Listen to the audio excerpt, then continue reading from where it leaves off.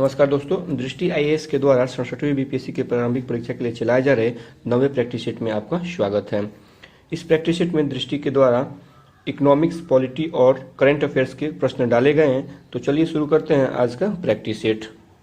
भारतीय संविधान के अनुच्छेद 14 के तहत प्रदत्त समानता का अधिकार किस पर लागू नहीं होता है? तो इस प्रश्न का सही आंसर हो जाएगा विकल्प ई, उपयुक्त में से एक से अधिक पर लागू नहीं होता है। तो किन पे लागू नहीं होगा? तो पहला विकल्प हो जाएगा राष्ट्रपति, तथा दूसरा हो जाएगा अन्य देशों के राजदूत पर ये लागू नहीं होता। राष्ट्रपति के साथ साथ राज्यों के राज्यपाल पर भी समानता का जो अधिकार है वो लागू नहीं होता है। तो लागू किस पे होगा? ये विदेशी नागरिकों तथा भारतीय नागरिकों पर समान रूप से यह लागू होता है। ठीक है, इस प्रश्न का सही आंसर हो जाएगा विकल्प ई, उपयुक्त में से एक से अधिक। अगला प्रश्न देखते हैं, रामनंदन समिति संबंधित है, किससे संबंधित है? तो इस प्रश्न का सही आंसर हो जाएगा विकल्प बी, अन्य पिछड़ा वर्गों के बीच क्रीमी लेयर से संबंधित है। विकल्प बी इस प्रश्न का सही आंसर हो जाएगा। अगला प्रश्न देखते हैं, भारत के निम्नलिखित में से किस प्रधानमंत्री ने मंडल आयोग की नियुक्ति की थी? इस प्रश्न का सही आंसर हो जाएगा विकल्प बी, मोरारजी देसाई ने मंडल आयोग की नियुक्ति की थी। वर्ष 1979 में 1979 में मोरारजी देसाई सरकार ने बीपी मंडल की अध्यक्षता में द्वितीय पिछड़ा वर्ग आयोग की नियुक्ति की थी। आयोग ने वर्ष 1980 में अपनी रिपोर्ट प्रस्तुत की तथा आयोग ने ओबीसी के लिए माफ कीजिएगा, ओबीसी के लिए सरकारी नौकरियों में 27% आरक्षण की सिफारिश की थी। लेकिन 10 साल के बाद वर्ष 1990 में यानी 1990 में वीपी सिंह की सरकार ने ओबीसी के लिए सरकारी नौकरियों में 27% आरक्षण लागू किया था। 27% को आरक्षण को लागू किया था। तो सिफारिश की थी मोरारजी देसाई की। मोरारजी देसाई के मंडल आयोग ने इसकी सिफारिश की थी, लेकिन लागू किसने किया था? तो वीपी सिंह की सरकार ने इसे लागू किया था 1990 में। तो इस प्रकार से इस प्रश्न का सही आंसर हो जाएगा विकल्प बी। अगला प्रश्न देखते हैं, निम्नलिखित में से कौन से मौलिक अधिकार विदेशियों के लिए उपलब्ध नहीं है या हैं, अर्थात नहीं है? इस प्रश्न का सही आंसर हो जाएगा विकल्प ए, अनुच्छेद 15 के तहत किए गए प्रावधान जो है वो विदेशियों के लिए उपलब्ध नहीं है। इसके अलावा 15 के अलावा अनुच्छेद जो है 16, 19 और 30 जो है ये भी विदेशियों के लिए प्रदत्त नहीं है। इस प्रकार से इस प्रश्न का सही आंसर हो जाएगा विकल्प ए। आगे बढ़ते हैं, संविधान के निम्नलिखित में से किस अनुच्छेद में राज्य की परिभाषा दी गई है? इस प्रश्न का सही आंसर हो जाएगा विकल्प सी, अनुच्छेद 12 भाग जो कि भाग 3 में पड़ता है। इसमें संविधान की परिभाषा, राज्य की परिभाषा दी गई है। और अगर बात करें अनुच्छेद 10 की, तो यह नागरिकता के अधिकारों का बना रहना इसमें बताया गया है। और अनुच्छेद 11 में संसद के द्वारा नागरिकता के अधिकार का विधि द्वारा विनियमन किया जाना बताया गया है। और यह दोनों अनुच्छेद भाग 2 में निहित है। अगर बात करें अगर अनुच्छेद 13 की, तो इसमें मूल अधिकारों से असंगत या उनका अल्पीकरण करने वाली विधियां हैं, ये भी भाग 3 का ही हिस्सा है। इस प्रकार से इस प्रश्न का सही आंसर हो जाएगा विकल्प सी, अनुच्छेद 12 में राज्य की परिभाषा दी गई है। अगला प्रश्न देखते हैं, संविधान के किस अनुच्छेद के अंतर्गत किसी भी धर्म के प्रचार के लिए करों के भुगतान में छूट दी गई है? इस प्रश्न का सही आंसर हो जाएगा विकल्प सी, अनुच्छेद 27 में यह छूट दी गई है। बाकी के अगर विकल्पों की बात करें तो अनुच्छेद जो 25 है, इसमें अंतःकरण की स्वतंत्रता और धर्म की आबाद रूप से मानने, आचरण और प्रचार करने की स्वतंत्रता प्रदान की गई है। वहीं आर्टिकल 26 में धार्मिक मामलों के प्रबंधन के लिए स्वतंत्रता देता है। और अनुच्छेद 28 जो है यह कुछ शिक्षण संस्थानों में धार्मिक शिक्षा या पूजा में भाग लेने की स्वतंत्रता देता है। इस प्रकार से इस प्रश्न का जो सही आंसर है वो विकल्प सी है, अनुच्छेद 27। अगला प्रश्न देखते हैं, निम्नलिखित में से किन कानूनों का युग्म सही सुमेलित नहीं है? इस प्रश्न का सही आंसर है विकल्प डी, गैर कानूनी गतिविधियां रोकथाम अधिनियम 2004 में नहीं लागू हुआ था। ये हुआ था 1967 में लागू हुआ था। ये विकल्प जो है ये गलत है, और बाकी मतलब गलत है, ये सुमेलित नहीं है। बाकी के जो भी विकल्प दिए गए हैं वो सुमेलित है। आंतरिक सुरक्षा व्यवस्था अधिनियम जो जिसे मीसा कहा जाता है, ये 1971 में लागू हुआ था तथा इसको निरस्त किया गया है 1978 में, इसको निरस्त कर दिया गया था। तो इस प्रकार से ये जो है सुमेलित है। अगला है टाडा, आतंकवादी एवं विध्वंसकारी गतिविधियां निरोधक कानून टाडा। ये जो लागू हुआ था 1985 में, लेकिन इसे निरस्त कर दिया गया था 1995 में इसे निरस्त कर दिया गया था। अगला है आतंकवाद निवारण अधिनियम, जिसे पोटा के नाम से जाना जाता है। ये 2002 में लागू हुआ था तथा इसको 2004 में इसे निरस्त कर दिया गया था। इस प्रकार से इस प्रश्न का सही आंसर हो जाएगा विकल्प डी, गैर कानूनी गतिविधियां रोकथाम अधिनियम 2004, ये सुमेलित नहीं है। अगला प्रश्न देखते हैं, निम्नलिखित में से कौन सर्वोच्च न्यायालय और उच्च न्यायालय के अलावा किसी भी न्यायालय को रिट जारी करने का अधिकार दे सकता है? इस प्रश्न का सही आंसर हो जाएगा विकल्प सी, संसद ऐसा कर सकता है। अगला प्रश्न देखते हैं, अनुच्छेद 33 के तहत कानून बनाने की शक्ति प्रदान की गई है, किसे प्रदान की गई है? तो संसद को प्रदान की गई है। विकल्प ए इस प्रश्न का सही आंसर है। अनुच्छेद 33 के तहत कानून बनाने की जो शक्ति है केवल संसद को प्रदान की गई है, राज्य विधानसभाओं को नहीं दी गई है। तो इस प्रकार से इस प्रश्न का सही आंसर हो जाएगा विकल्प ए। अगला प्रश्न देखते हैं, पोषण के स्तर को ऊपर उठाने का राज्य का कर्तव्य संबंधित है, किस अनुच्छेद से संबंधित है? तो इस प्रश्न का सही आंसर हो जाएगा विकल्प बी, अनुच्छेद 47 से संबंधित है। अगर बात करें 46 की, तो इसमें एससी एसटी और अन्य कमजोर वर्गों के शैक्षिक एवं आर्थिक हितों को बढ़ावा देने का प्रावधान किया गया है। वहीं अनुच्छेद 48 में कृषि और पशुपालन का संगठन किया गया है।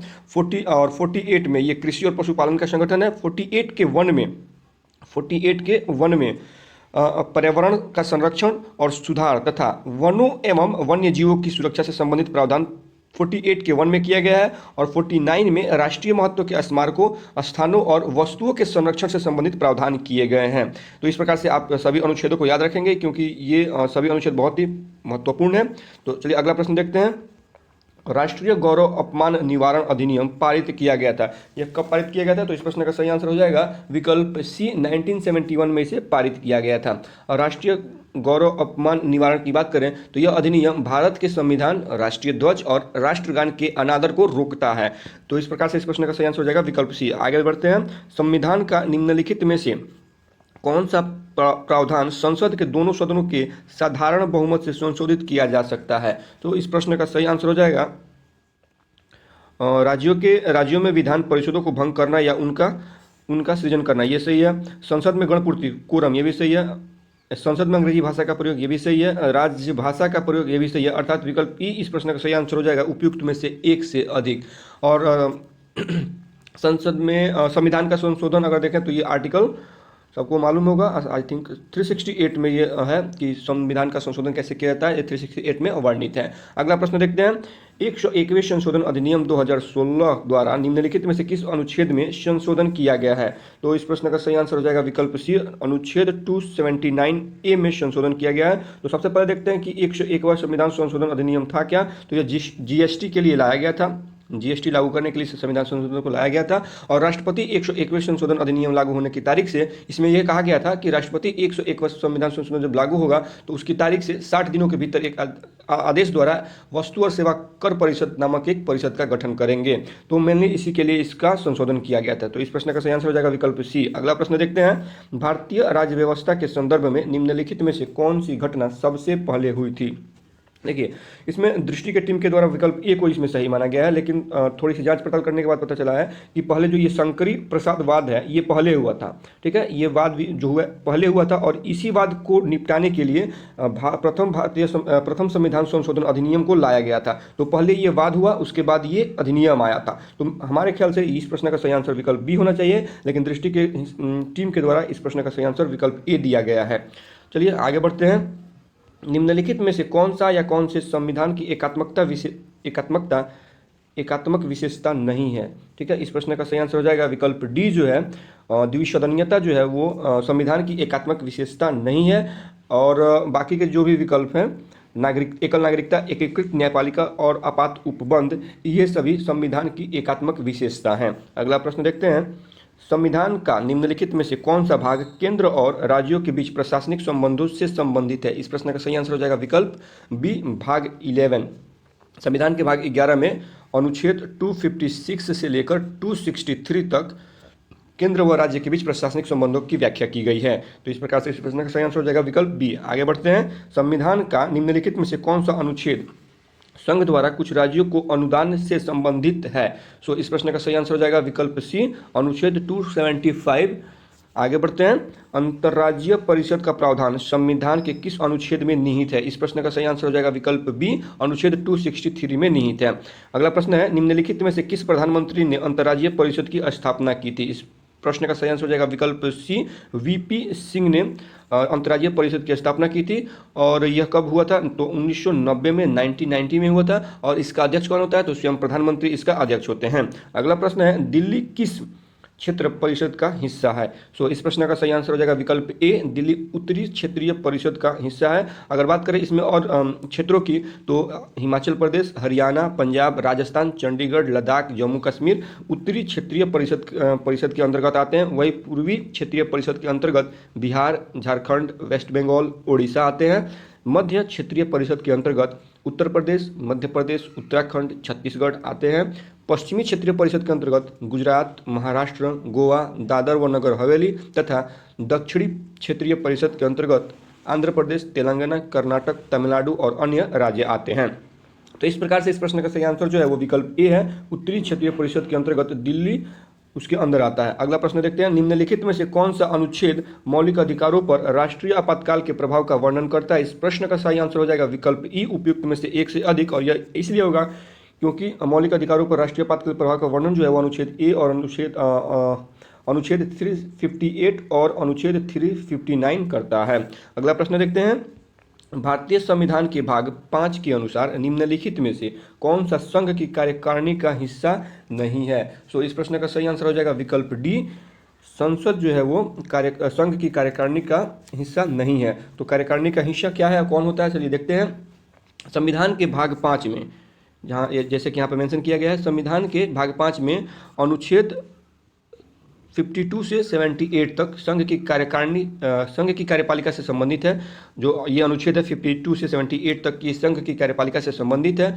और संघ की कार्यकारिणी में राष्ट्रपति, संघ की कार्यकारिणी में राष्ट्रपति, उपराष्ट्रपति, प्रधानमंत्री और मंत्रिपरिषद तथा भारत के महान्यायवादी होते हैं। ठीक है, तो जो संसद है ये संघ की कार्यकारिणी का हिस्सा नहीं है। इस प्रकार से इस प्रश्न का सही आंसर विकल्प डी है। आगे बढ़ते हैं, अगला प्रश्न है, निम्नलिखित में से कौन राष्ट्रपति के चुनाव में भाग नहीं लेते हैं। सो इस प्रश्न का सही आंसर हो जाएगा विकल्प ई, उपयुक्त में से एक से अधिक जो है वो भाग नहीं लेते हैं। और कौन कौन नहीं लेंगे, तो विकल्प सी सही होगा, राज्य विधान परिषदों के निर्वाचित सदस्य भाग नहीं लेंगे तथा विधान सभाओं के मनोनीत सदस्य राष्ट्रपति के चुनाव में भाग नहीं लेंगे। बाकी संसद के दोनों सदनों के निर्वाचित सदस्य तथा राज्यों के विधानसभाओं के निर्वाचित सदस्य राष्ट्रपति के चुनाव में भाग लेते हैं और सी और डी भाग नहीं लेते हैं। आगे बढ़ रहे थे, भारत के निम्नलिखित राष्ट्रपतियों में से कौन सबसे कम अंतर से चुना गया था। इस प्रश्न का सही आंसर हो जाएगा विकल्प बी, वीवी गिरी। अगला प्रश्न देखते हैं, राष्ट्रपति आमतौर पर लोकसभा में सबसे बड़ी पार्टी या गठबंधन के नेता को प्रधानमंत्री नियुक्त करता है और उसे 1 महीने के भीतर सदन में विश्वास मत प्राप्त करने के लिए कहता है। राष्ट्रपति द्वारा पहली बार इस विवेक का प्रयोग किया गया था। इस प्रश्न का सही आंसर हो जाएगा विकल्प सी, 1979 में ये पहली बार राष्ट्रपति के द्वारा विवेक का प्रयोग किया गया था। जब नीलम संजीव रेड्डी तत्कालीन राष्ट्रपति थे तब उन्होंने मोरारजी देसाई की जो नेतृत्व वाली सरकार थी, जनता पार्टी सरकार के पतन के बाद चरण सिंह जो गठबंधन के नेता थे को प्रधानमंत्री नियुक्त किया था। तो इस प्रकार से विवेक का जो पहली बार प्रयोग किया गया था वो 1979 में किया गया था और तत्कालीन राष्ट्रपति नीलम संजीव रेड्डी थे। अगला प्रश्न देखते हैं, बिहार का भौगोलिक क्षेत्रफल है। सो इस प्रश्न का सही आंसर हो जाएगा विकल्प डी, 94,163 वर्ग किलोमीटर बिहार का भौगोलिक क्षेत्रफल है। अगला प्रश्न देखते हैं, बिहार में जनसंख्या का लगभग कितना प्रतिशत कृषि उत्पादन में कार्यरत है। इस प्रश्न का सही आंसर हो जाएगा विकल्प सी, 80% जो जनसंख्या है बिहार की वह कृषि उत्पादन कार्य में कार्यरत है। अगला प्रश्न है, भारत में फल उत्पादन के मामले में बिहार का डैश स्थान है। कौन सा स्थान है, तो बिहार का 8वां स्थान है। और बिहार भारत में सब्जियों का चौथा स्थान रखता है, सबसे बड़ा सब्जी उत्पादक राज्य है तथा फलों में बिहार का 8वां राज्य है। अगला प्रश्न देखते हैं, जनवरी 2021 में बिहार के सड़क निर्माण विभाग ने निम्नलिखित में से किस कार्यक्रम के तहत बाईपास सड़कों का निर्माण करने का निर्णय लिया। सो इस प्रश्न का सही आंसर हो जाएगा विकल्प बी, 7 निश्चय योजना भाग 2 जो इसका दूसरा भाग लॉन्च किया गया है उसमें यह निर्णय लिया गया है। और इस निर्णय के तहत राज्य भर में 120 शहरी स्थानों पर बाईपास सड़कों का निर्माण करने का निर्णय लिया गया है। तो इस प्रश्न का सही आंसर है विकल्प बी। आगे बढ़ते हैं, बिहार सरकार ने किस वर्ष के अंत तक राज्य में प्रत्येक कृषि भूमि को कम दर पर बिजली कनेक्शन देने की घोषणा की है। सो इस प्रश्न का सही आंसर हो जाएगा विकल्प बी, मार्च 2022 तक ऐसा करने का उन्होंने लक्ष्य रखा है।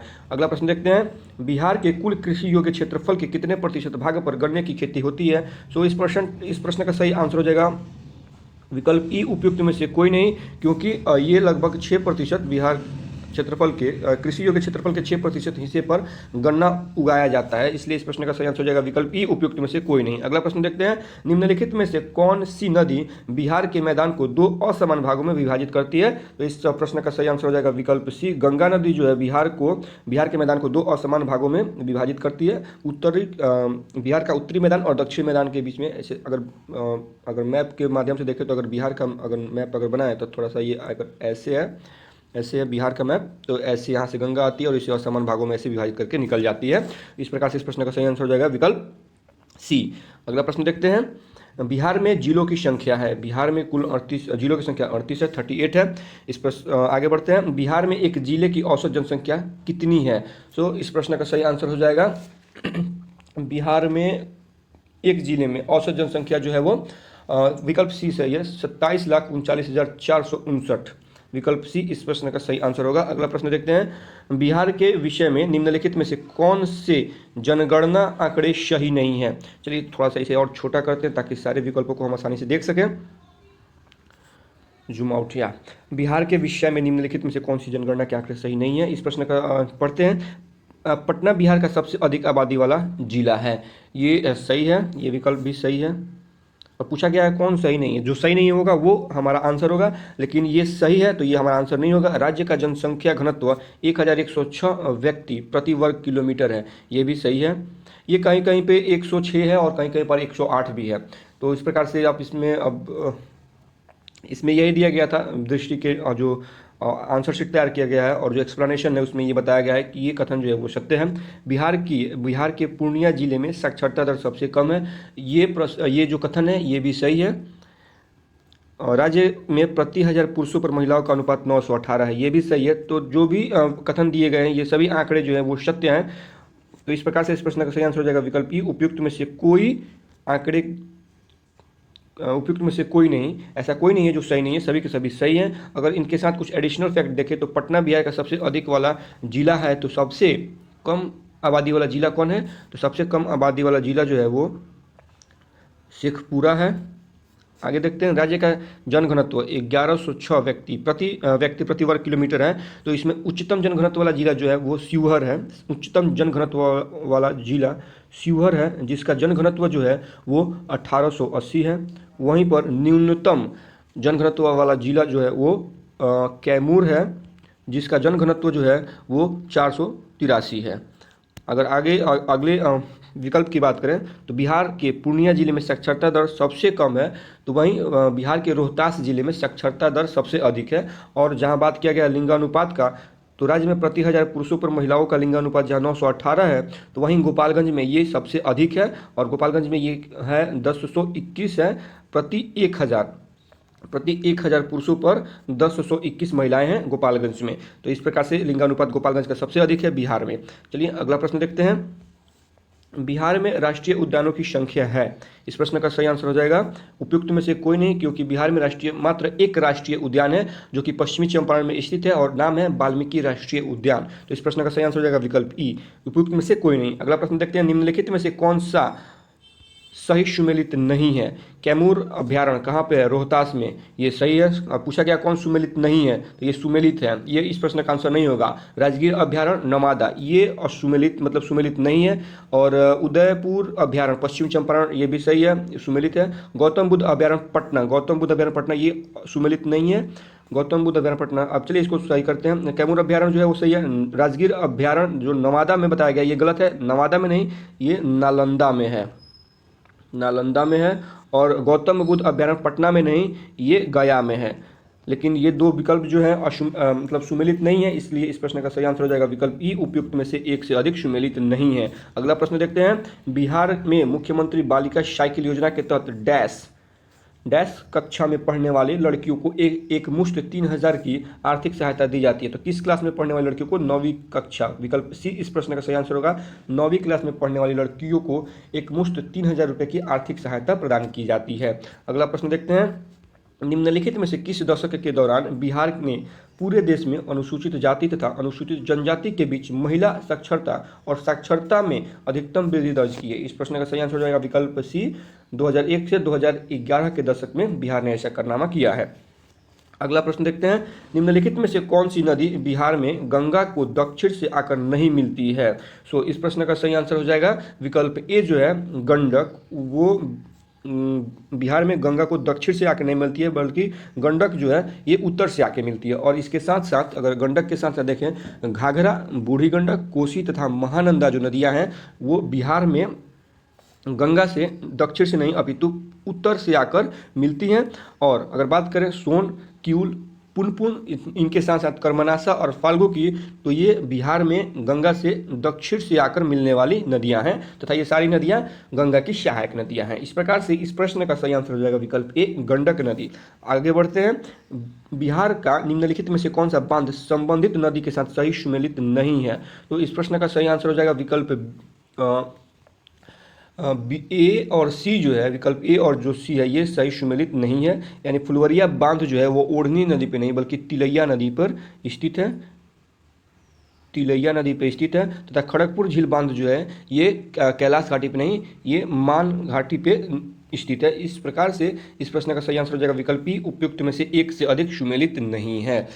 अगला प्रश्न देखते हैं, पूर्वी गंडक जल विद्युत परियोजना बिहार के किस जिले में स्थित है। इस प्रश्न का सही आंसर हो जाएगा विकल्प सी जो है सही है, पश्चिमी चंपारण जिले में स्थित है पूर्वी गंडक जल विद्युत परियोजना। और भी बिहार में कुछ जल विद्युत परियोजनाएं हैं। अगर उनकी बात करें तो एक जल विद्युत परियोजना है जिसका नाम है कोसी जल विद्युत परियोजना जो है यह कोसी नदी पर सुपौल तथा सहरसा जिले में स्थित है। और एक और जल विद्युत परियोजना है जिसका नाम है सोन। तो सोन जल विद्युत परियोजना गंगा तथा सोन नदी पर रोहतास जिले में स्थित है। और ये जो पूर्वी गंडक जल विद्युत परियोजना है ये पश्चिमी चंपारण में स्थित है तथा यह गंडक नदी पर बनाया गया है। तो इस प्रकार से इस प्रश्न का सही आंसर हो जाएगा विकल्प बी पश्चिमी चंपारण। आगे बढ़ते हैं, बिहार में गंगा नदी के उत्तर में स्थित जिला या जिले हैं। सो इस प्रश्न का सही आंसर हो जाएगा विकल्प डी उपयुक्त में से एक से अधिक जिले हैं, एक से अधिक जो गंगा नदी के उत्तर में। और कौन कौन है, तो अररिया है और किशनगंज है जो गंगा नदी के उत्तर में स्थित है। अगला प्रश्न देखते हैं, बिहार की मृदा में कमी होती है। बिहार की मृदा में फास्फोरिक एसिड, ह्यूमरस के साथ साथ नाइट्रोजन की भी कमी होती है, नाइट्रोजन की कमी होती है। अब बात करें चूना और पोटास की, तो ये पर्याप्त मात्रा में पाए जाते हैं। इसलिए इस प्रश्न का सही आंसर हो जाएगा विकल्प ई उपयुक्त में से एक से अधिक। अगला प्रश्न देखते हैं, बिहार का सबसे दक्षिणी जिला है। बिहार का सबसे दक्षिणी जिला क्या है, गया है। विकल्प डी इस प्रश्न का सही आंसर हो जाएगा, सबसे दक्षिणी जिला गया है। और बात करें सबसे उत्तरी जिला का, तो ये पूर्वी चंपारण है। सबसे उत्तरी जिला पूर्वी चंपारण है। अगर ऐसे बिहार में ऐसे ये उत्तर का ऐसे नक्शा है तो यहाँ पे ये वाला जो हिस्सा है ये पश्चिमी चंपारण का है, ठीक है। तो बिहार का सबसे पश्चिमी उत्तरी माफ कीजिएगा, बिहार का सबसे उत्तरी जिला जो है वो पश्चिमी चंपारण है। और सबसे पूर्वी जिला की बात करें, सबसे पूर्वी जिला की, तो यह किशनगंज है। और सबसे पश्चिमी जिला जो है वो कैमूर है। इस प्रकार से इस प्रश्न का सही आंसर जो है वो विकल्प डी गया हो जाएगा, बिहार का सबसे दक्षिणी जिला। आगे बढ़ते हैं, बिहार की भौगोलिक सीमा के संदर्भ में निम्नलिखित युग्मों में से कौन सा सुमेलित नहीं है। तो बिहार के उत्तर में तिब्बत बसा, ये गलत है। बिहार के उत्तर में तिब्बत नहीं है, पहले ही जो सुमेलित नहीं है मिल गया हमें। बिहार के उत्तर में तिब्बत नहीं है, बिहार के उत्तर में नेपाल है। आगे बढ़ते हैं, दक्षिण में झारखंड, ये सही है। पूरब में पश्चिम बंगाल, ये भी सही है। पश्चिम में छत्तीसगढ़ नहीं है, ये गलत है।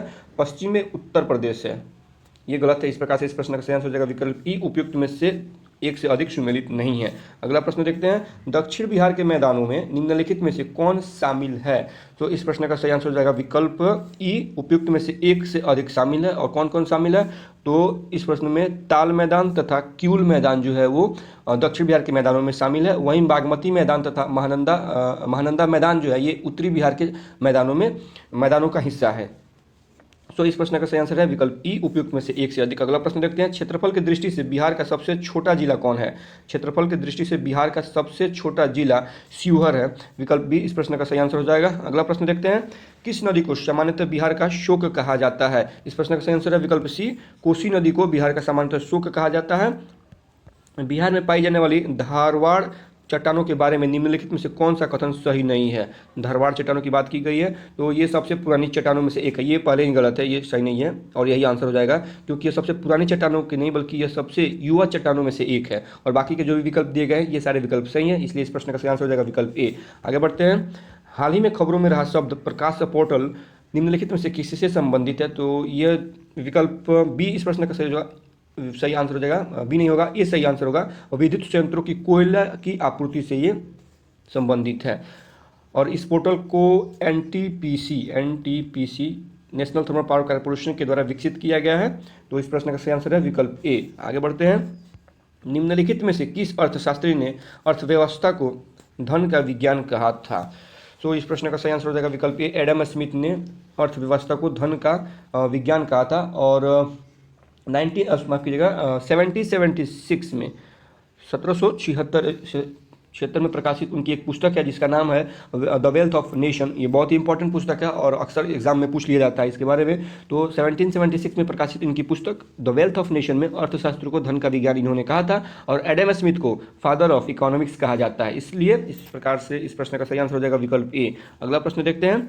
स्वतंत्र भारत में राष्ट्रीय आय का सबसे पहले आकलन किसकी अध्यक्षता में किया गया था? स्वतंत्र भारत में पूछा जा रहा था। स्वतंत्र भारत में यह पीसी महालनोबिस के द्वारा किया गया था। अगर बात करें भारत में यानी आज़ादी से पहले, तो भारत में सर्वप्रथम राष्ट्रीय आय का आकलन जो है वो दादा भाई नौरोजी के द्वारा किया गया था।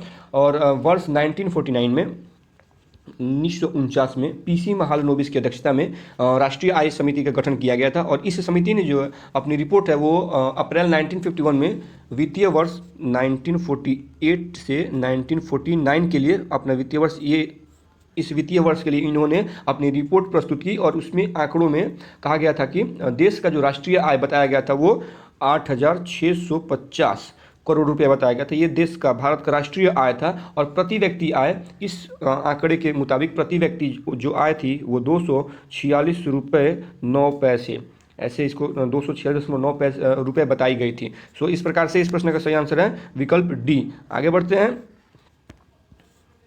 सदाबहार क्रांति निम्नलिखित में से किससे संबंधित है? सो इस प्रश्न का सही आंसर हो जाएगा विकल्प सी। टिकाऊ कृषि से सदाबहार क्रांति संबंधित है। और सदाबहार क्रांति का तात्पर्य होता है पर्यावरण और समाज को नुकसान पहुंचाए बिना उत्पादकता में सुधार करना ही सदाबहार क्रांति कहलाता है। ठीक है। अगर बाकी के विकल्पों को देखें तो बांस उत्पादन जो है यह हरित सोना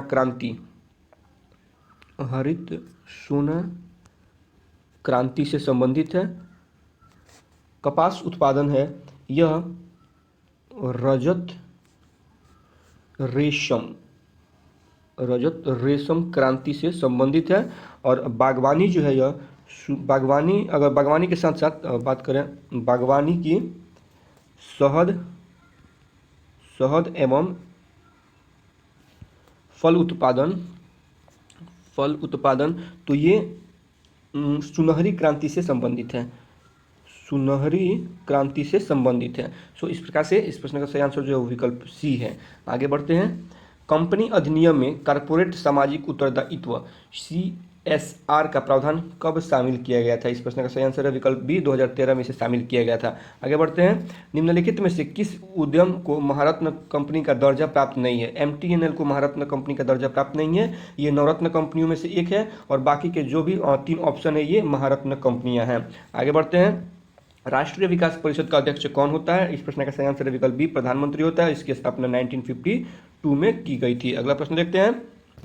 निम्नलिखित में से कौन सा युग्म सुमेलित नहीं है? तो सुमेलित नहीं है, इस प्रश्न का सही आंसर हो जाएगा विकल्प ए। प्रधानमंत्री श्रम योगी मानधन योजना ये सुमेलित नहीं है, क्योंकि ये इसका शुभारंभ वर्ष 2020 नहीं था। इसका शुभारंभ वर्ष जो है वो फेब 2019 है। 2019 में इसे शुरू किया गया था फरवरी में। बाकी के जो भी विकल्प है वो सभी सुमेलित हैं। अटल पेंशन योजना 2015 में शुरुआत हुई थी, ये भी सही है। प्रधानमंत्री स्वनिधि योजना 2020 में, तथा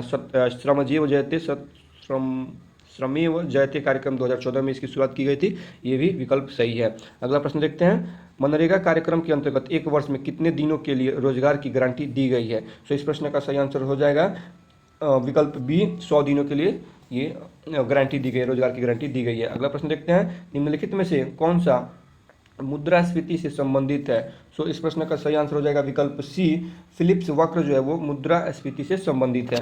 अगला प्रश्न देखते हैं। निम्नलिखित में कौन सी दुर्लभ मुद्रा का उदाहरण नहीं है? रुपया जो है ये दुर्लभ मुद्रा का उदाहरण नहीं है, यह सुलभ या नरम मुद्रा का उदाहरण है। वहीं पर येन, यूरो और पाउंड जो है ये दुर्लभ मुद्रा के उदाहरण है। इस प्रश्न का सही आंसर हो जाएगा विकल्प डी। अगला प्रश्न देखते हैं।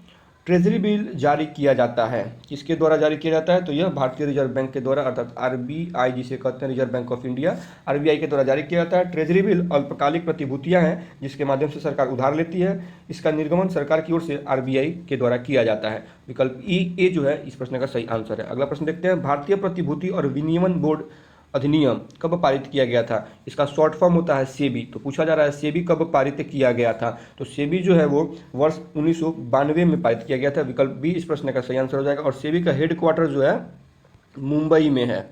सेबी का हेडक्वार्टर मुंबई में है। अगला प्रश्न देखते हैं, निम्नलिखित में कौन सा प्रत्यक्ष कर का उदाहरण नहीं है? तो विकल्प डी इस प्रश्न का सही आंसर हो जाएगा। वस्तु एवं सेवा कर प्रत्यक्ष कर का उदाहरण नहीं है। जीएसटी जिसको कहते हैं, यह लागू कब हुआ था? तो 1 जुलाई 2017 को यह लागू हुआ था। अगला प्रश्न देखते हैं, जीएसटी परिषद का अध्यक्ष होता है, कौन होता है? तो केंद्रीय वित्त मंत्री।